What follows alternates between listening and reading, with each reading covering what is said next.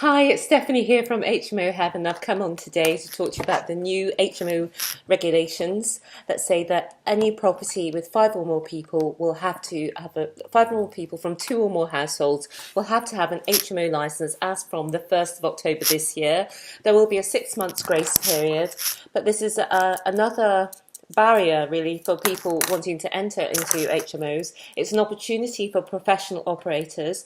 So if you're an investor, you're wanting to invest in HMOs remotely outside of your area, this video is for you. It's going to walk you through all the things you need to look out for to ensure that your HMO investment really works for you.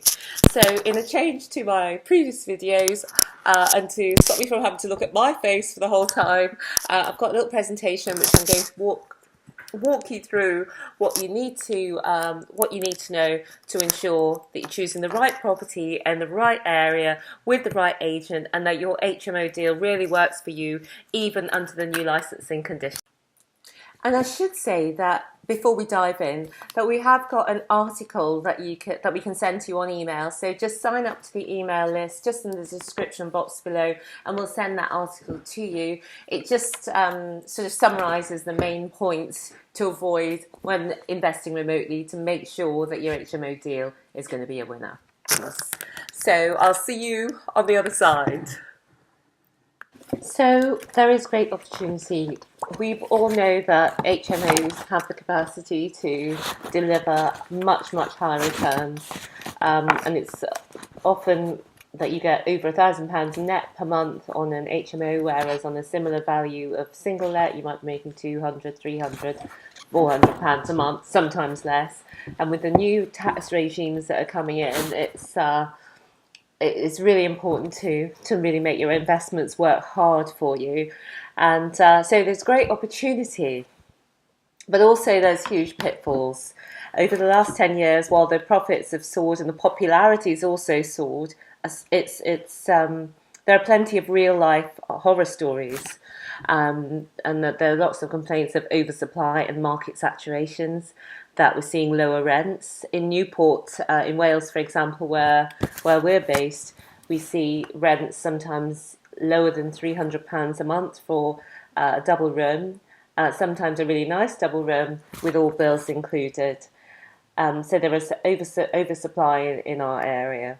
There's increasing licensing that we talked about earlier, restrictions on new HMOs in many areas, including our areas. It's now very difficult to get property to get planning, because we need planning in Wales for all HMOs, and the same will soon be true in England as well.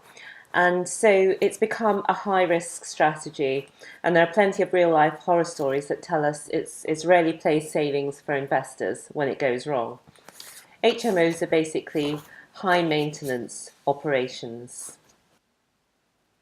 So what I'm going to do tonight is tell you about what we do to stack the deck in our favour, and share with you some of our HMO secrets that take the guesswork out of HMO investing, so that we can get it right every time and get the HMO returns without the hassle of DIY, and make your money work harder than you do. So the thing that really people worry about a lot of the time is, what is the right location to buy? And it really is quite straightforward. You need to buy near a people hub. And now that could be university, hospital, a large employer. The more people hubs that are in your location, the stronger that location is as far as HMO is concerned. So you need to ensure people hub first and foremost, higher than anything else. You have to buy in the right area, because then whatever happens to the marketplace, oversaturation or oversupply, properties in the right area and the right type of property, which we'll come to in the next, will always let. So you need an area that's got investment going in, or that's already buzzing, good transport links, ideally for young professionals, bars and restaurants. You can check out Spare Room, which is very good to assess the viability of letting rooms in your area. And the most important one really is, you need to speak to local HMO experts in the area that you're choosing to invest in, because there can be properties on the same street and one will work and one won't. It could be that one side of the street is a-okay and the other side isn't. So you do need to get that local expertise. Once you've identified your property, get a local HMO expert to check it out and let you know whether it's going to be workable or not. So it's a case of you have to buy right. There are minimum bedroom sizes. Typically 6.5 meters squared, but they vary all over the country. With the new regime from the 1st of October across England, we'll be seeing unification of what those minimum bedroom sizes will be. There's also minimum communal area sizes, and again, it can depend on the number of tenants within the property, what size that communal area requires to be. Then you've got the bathroom to tenant ratios. For example, 4 people, you need 1 bath and a toilet, which can be in the bathroom. 6 to 10 people, you need 2 bathrooms and 2 toilets, and so on and so forth. You need to know about the licensing requirements. Article 4 will be out the door with the new regime, which will see every property requiring HMO license. And we've got to be also conscious about the fact that we could be seeing council tax revaluation on a per room basis. And also we've got the fines. The Legal Aid Act of 2012 removed the 5k cap on magistrates' fines to landlords, and we've seen radically increased fines when landlords get it wrong.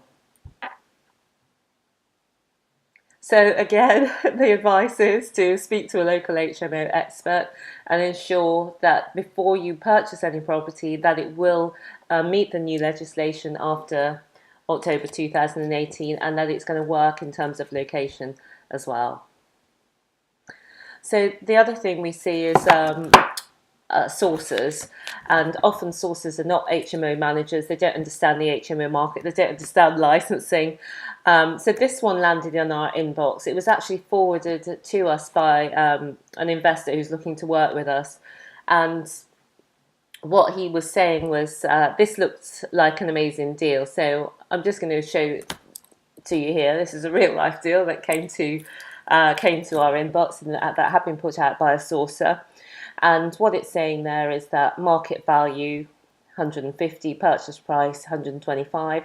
It looks like a great deal. 16% BMV, 24% yield. Great rental there, 2,520. And it's saying it's a 6-bed, kitchen, wet room and bathroom. So all in all, that looks really good. It's got some comparables there.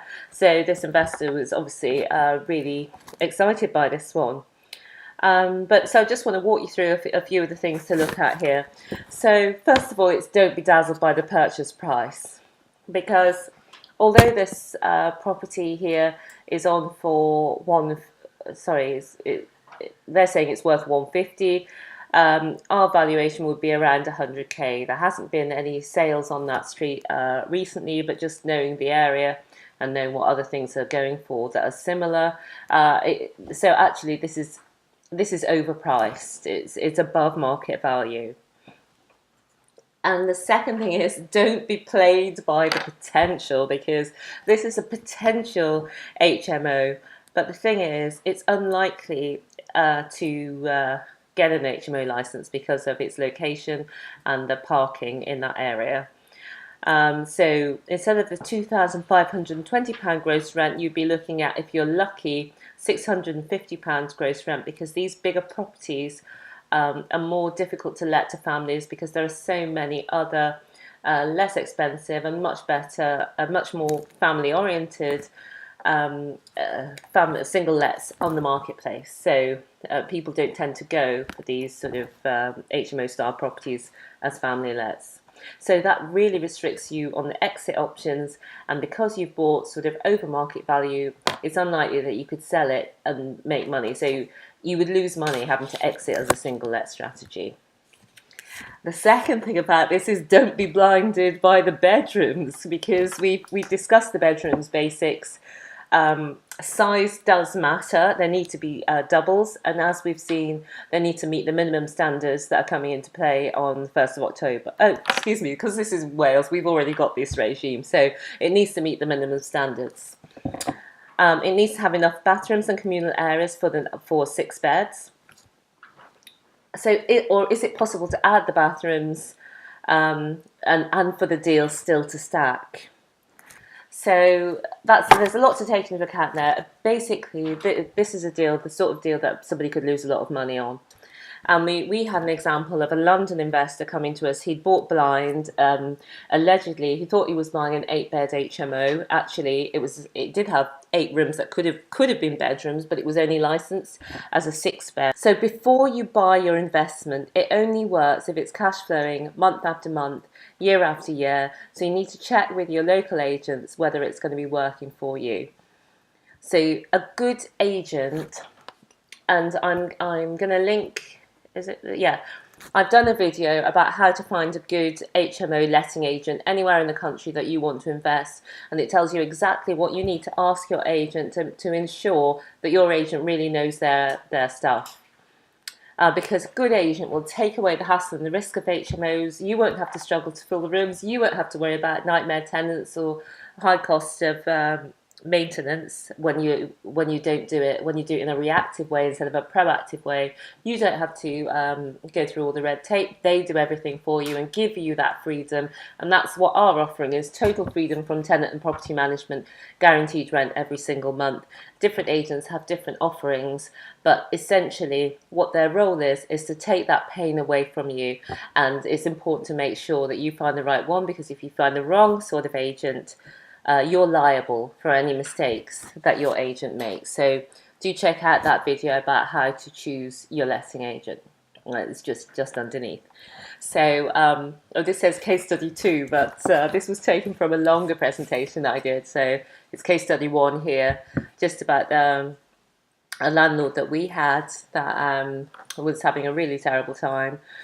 He had agents managing it. At the time when we met him, he was self-managing it, because the most rooms that he'd ever had fill out of his 8-bed was 5. And at the time when we met him, he actually had 3 tenants and paying very low rents. So it was actually costing him over £1,000 a month to run the HMO, because the heating setting was running on what I now call 24/7 tropical, that well-known heat setting.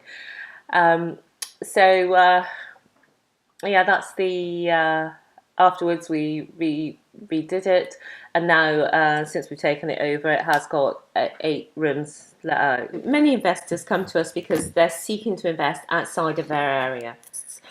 Typically, we can offer between £200 and £300 per unit for properties that are refurbished and furnished to our spec, which in many cases is better than self-managing landlords are achieving here. So it's the perfect armchair investments, because all the utilities are paid, the rent is guaranteed, and there are no surprises. Enjoying reliable returns month after month and year after year, even in a market of oversupply, is possible if you do all the things we've talked about. You buy in the right place, you buy the right property, and you leverage the local experts in that area to manage your property for you. And that is a recipe for passive returns. So if you have any questions, we'd love to hear from you. If you've got any deals that you would like to look at, or you've got any questions that HMO related, we'd love you to comment in the comments. And I've got here all the ways that you can keep in touch with us. So do follow us. We'd love to hear from you. Connect with us. So hi guys, I hope you found that really useful. We'd love to have your comments below, and I'll see you next week.